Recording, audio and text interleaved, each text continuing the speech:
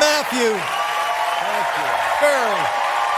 Who could have imagined that the man who made millions laugh was silently drowning every single day? He had it all: global fame, fortune, adoration.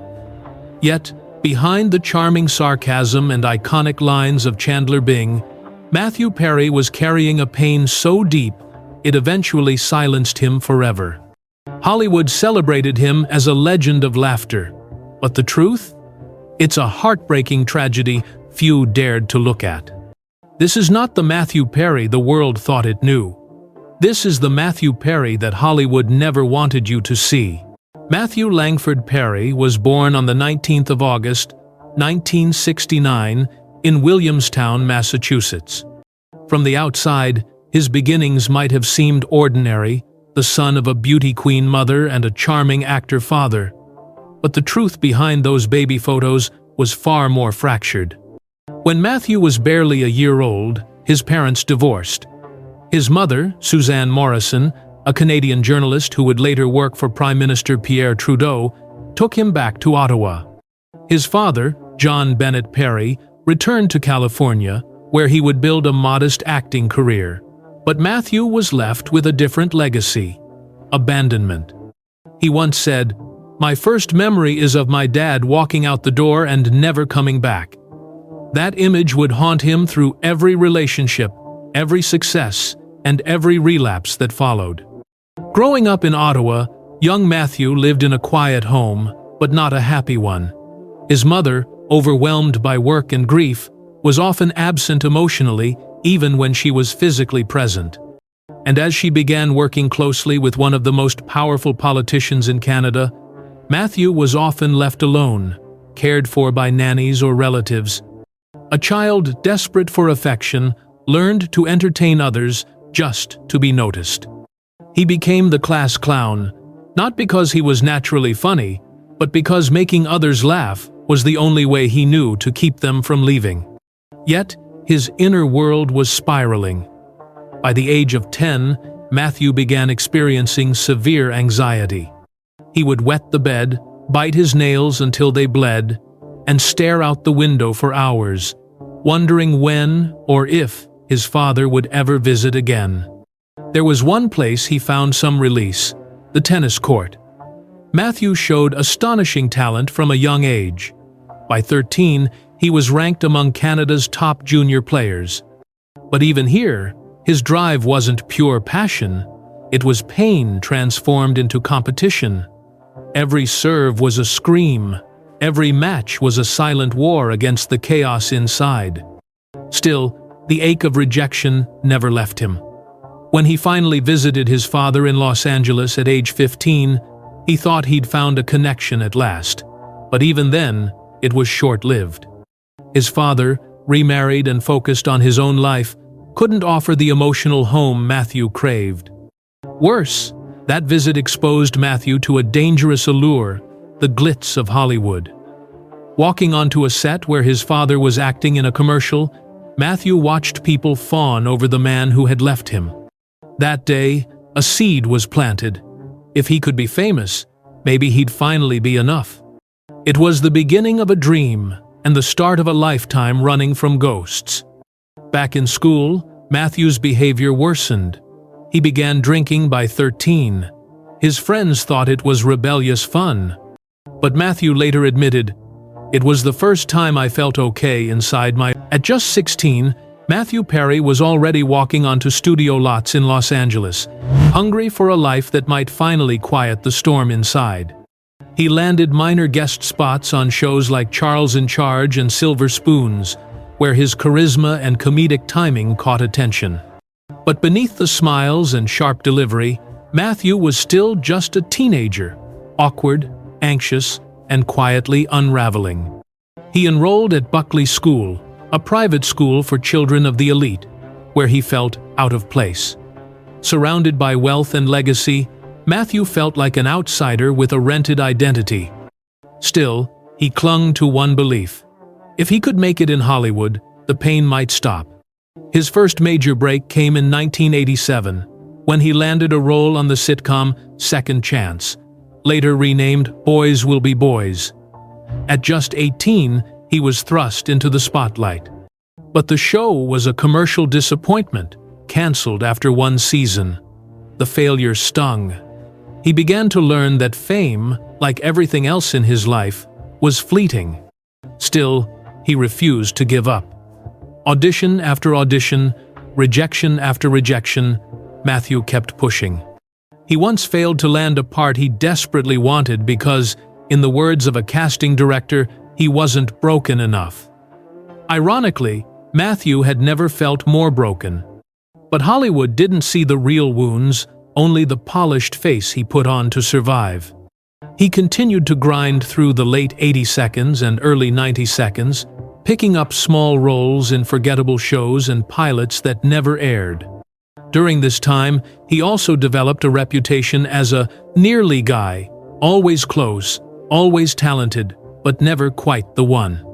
Then came 1994, the year that would change everything. He almost didn't get the role of Chandler Bing. He was initially locked into another pilot, Louisiana X, 2000, 194, a bizarre sci-fi comedy about baggage handlers in the future. Thankfully, the pilot bombed, and Matthew was free to audition for a little show called Friends Like Us, later renamed simply Friends. From the moment he read the script, he knew this was different. "That's me," he told his agent. "Chandler is me."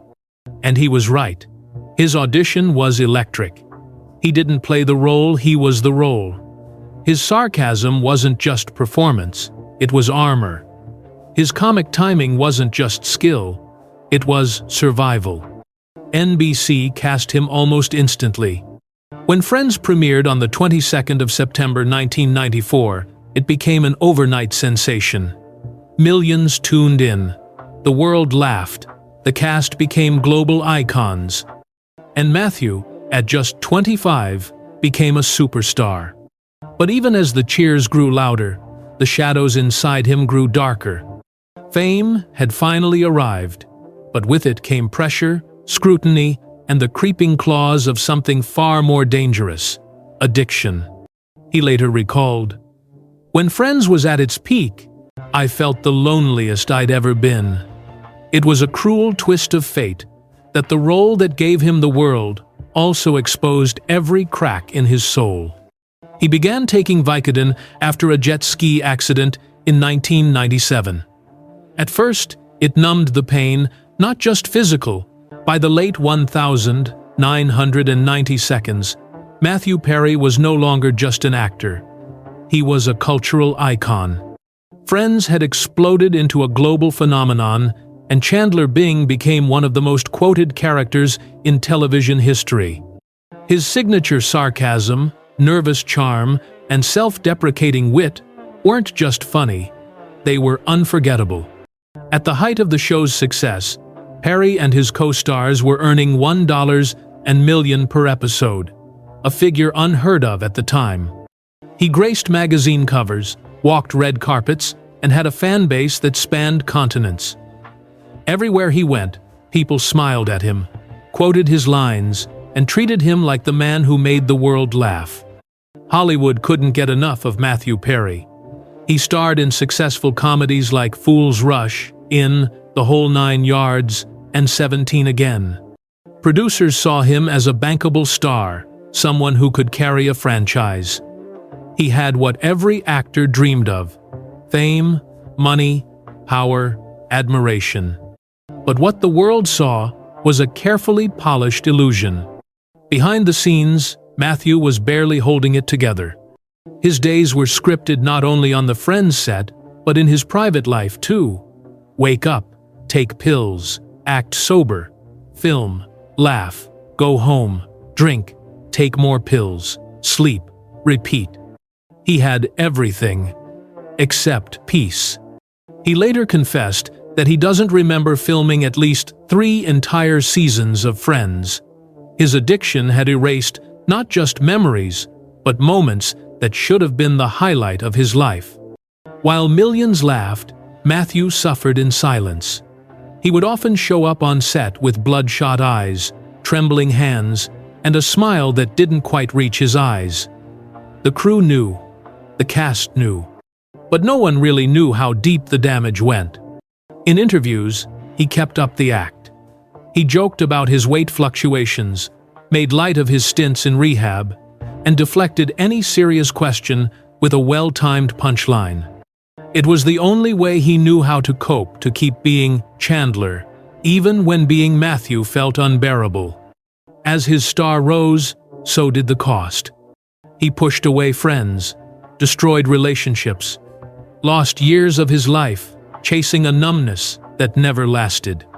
He would later describe fame as a dangerous drug, one that magnified every insecurity, every trauma, and every lie he told himself to survive. He once said, "Fame doesn't fix you, it only shows you who you really are louder." The parties became lonelier, the applause felt emptier, and no matter how many people loved Chandler Bing, Matthew Perry felt profoundly unloved and unlovable.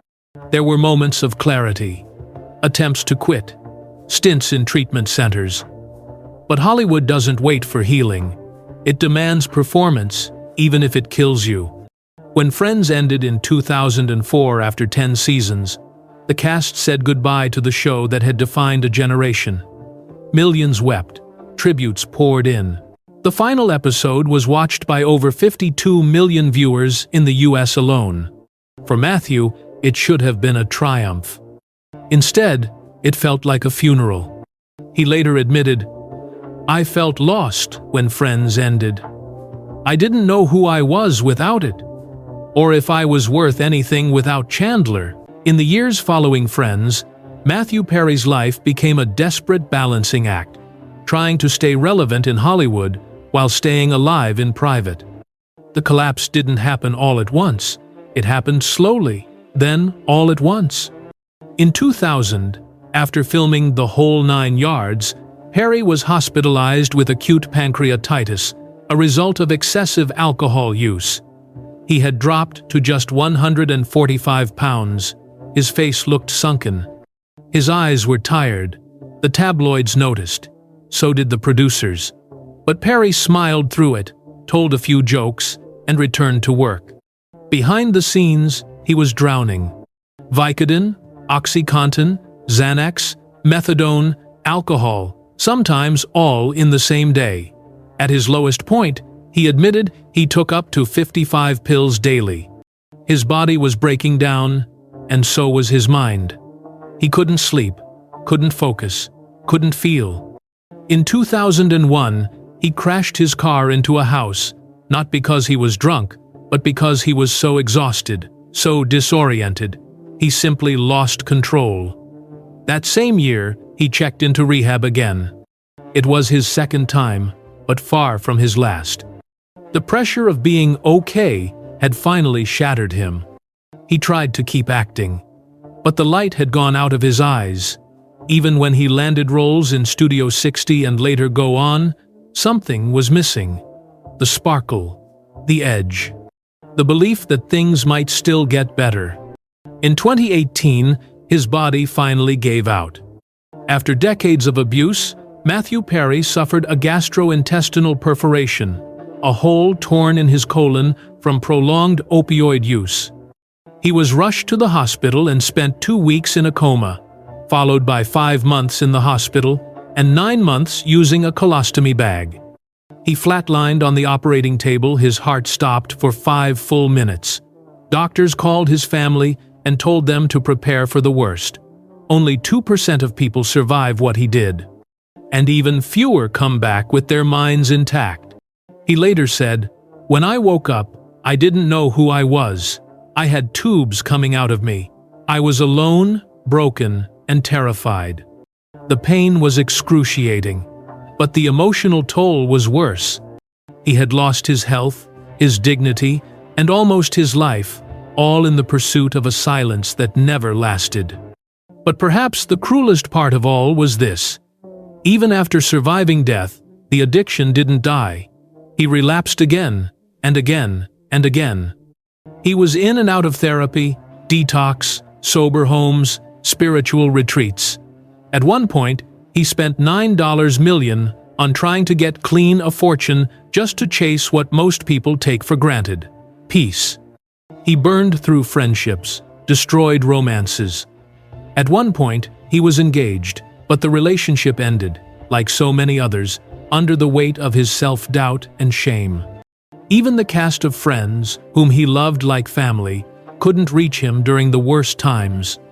In the Friends reunion special in 2021, fans noticed how distant he looked, how quiet, how his words slurred slightly.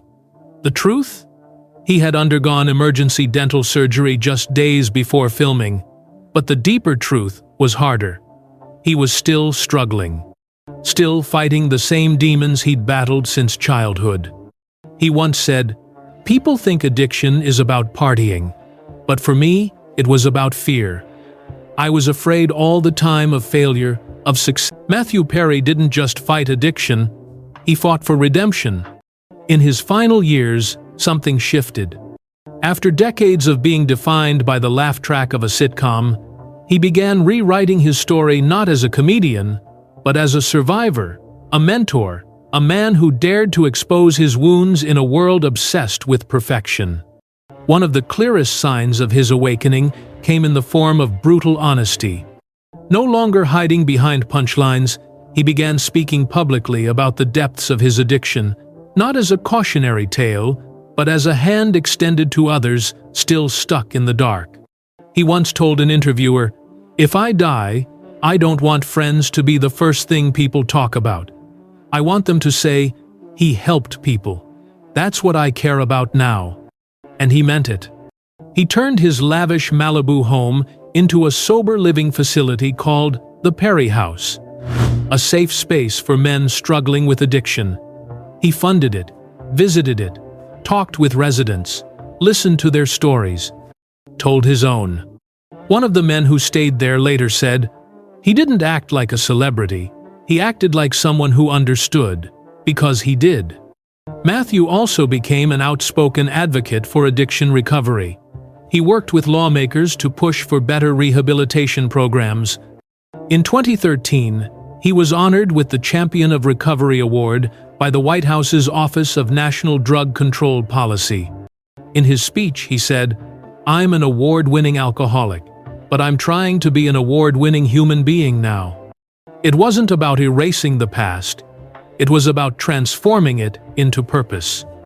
In 2022, when he released his memoir Friends, Lovers, and the Big Terrible Thing, readers expected a celebrity tell-all.